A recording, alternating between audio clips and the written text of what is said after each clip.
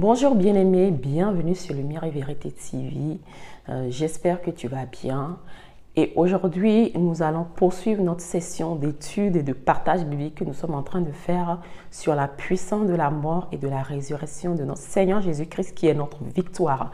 Donc, si tu te souviens, dans les dernières sections, je t'avais partagé comment les Barabbas que nous étions, Dieu a eu compassion de nous. Il a envoyé Jésus-Christ pour nous sauver, pour nous libérer de la prison là où Barabbas était, et qui nous a donné une position en Christ. Cette position est la plus élevée que Dieu puisse nous donner. Il n'y a pas autre position dans le siècle présent et dans le siècle à venir. Il n'y a pas une autre position plus élevée que la position que Dieu nous a donnée. Donc, si aujourd'hui, mon frère, tu ne vois pas la manifestation de cette position que Dieu t'a donnée, mais tu dois croire en la parole, tu dois croire que Dieu dit que la vérité sort de sa bouche, tu dois croire que ce que Dieu te dit, même si tu ne le vois pas, tu dois croire que Dieu t'a donné une position privilégiée. Il t'a fait asseoir sur le trône avec Jésus-Christ, il t'a fait roi de la terre et roi de l'univers,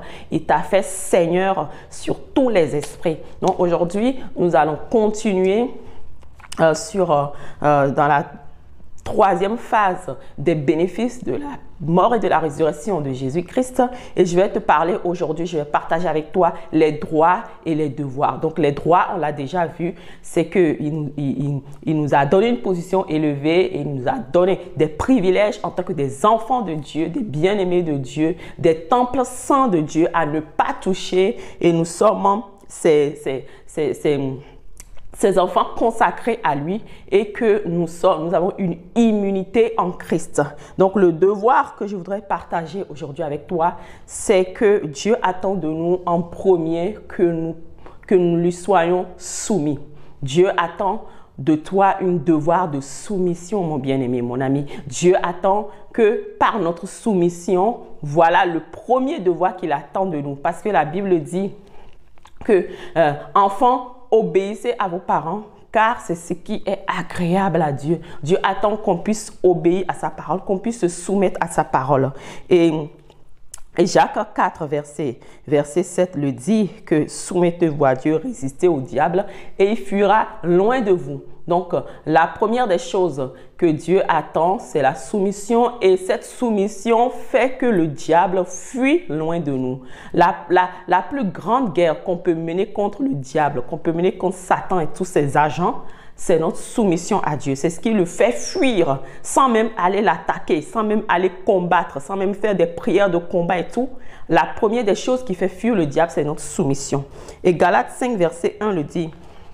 On va le lire plus précisément. Galates 5, verset 1. Si le Christ nous a rendus libres, c'est pour que nous le restions et que nous jouissons de la vraie liberté qu'il nous a acquise. Par conséquent, tenez bon et n'allez pas vous replacer sur un joug. Refusez de vous laisser imposer les chaînes d'une nouvelle servitude.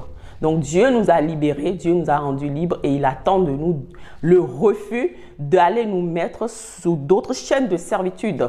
Parce que effectivement, Dieu nous parle par sa parole, par la Bible, mais Satan aussi nous parle par des pensées, par des propositions et tout ce que le monde nous propose. Mais Dieu attend de nous que nous lui résistons par notre soumission, nous lui résistons en refusant de nous soumettre à la parole que le monde nous propose, que le diable nous propose, des pensées, toute pensée qui est contraire à ce que la Bible dit, à ce que la parole dit. Dieu attend de nous que nous puissions lui résister et nous soumettre à la parole de Dieu. Donc, la deuxième partie du devoir que Dieu attend de nous, Dieu attend que nous puissions attaquer l'ennemi, que nous puissions aller à la guerre, que nous puissions aller à la conquête de la récupération de notre héritage. Parce que souviens-toi, Jésus-Christ a payé un prix fort de sa vie pour nous libérer, pour nous donner une position, pour nous faire jouir de la vie abondante que Dieu veut que nous ayons. Non, mais l'ennemi fera tout pour nous empêcher de vivre cette vie ici sur la terre. Pourquoi? Parce que effectivement, nous allons vivre cette vie si nous quittons cette terre, mais Dieu veut que ici sur la terre, nous puissions profiter de cela. C'est pour cela que Jésus n'est pas resté au ciel. Il est descendu sur la terre pour nous donner cette vie ici-bas, sur la terre. L'ennemi fera tout pour essayer En fait, il n'est pas en train d'attaquer les bénédictions. Il est en train d'attaquer notre foi en Dieu. Il est en train d'attaquer notre foi pour nous dire que oui, effectivement, si tu ne vis pas telle bénédiction, si tu ne vis pas ceci ou cela, alors Dieu ne t'aime pas, Dieu n'a pas donné Jésus pour toi, non. Il veut nous faire vivre dans le doute sur la parole de Dieu. Donc, nous devons aller à la conquête et récupérer l'héritage que Jésus-Christ nous a donné. Dieu l'attend de nous. Il a dit dans Josué 1, dans Josué 8, verset 1, nous allons le lire. Josué 8, verset 1. Il a dit, et l'Éternel dit à Josué, ne crains point et ne t'effraie point. Prends avec toi tous les gens de guerre, lève-toi et marche contre Haï.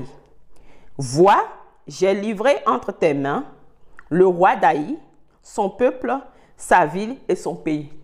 Donc, l'Éternel, notre Dieu, a livré nos ennemis entre nos mains. Et il attend de nous d'en faire des bouchers, d'en faire des marchepieds. Il a dit à Jésus-Christ, assieds-toi à ma droite jusqu'à ce que je ne fasse tes ennemis ton marchepied. Dieu attend de nous qu'on fasse de nos ennemis nos marchepieds. Et il a dit dans Luc 10, verset 19, que je vous ai donné le pouvoir de marcher sur les serpents, les scorpions et sur toute la puissance de l'ennemi. Et rien ne pourra nous nuire. Nous devons croire en cette parole que même si nous sommes en train de marcher sur les serpents, les scorpions, sur toute la puissance de l'ennemi, cette pensée qui vient nous dire « Oh, je vais t'attaquer, je vais te tuer », tout ça, tu dois lui dire que Dieu a dit que rien ne pourra nous nuire parce que c'est Dieu qui nous a donné cet ordre de détruire les œuvres du diable.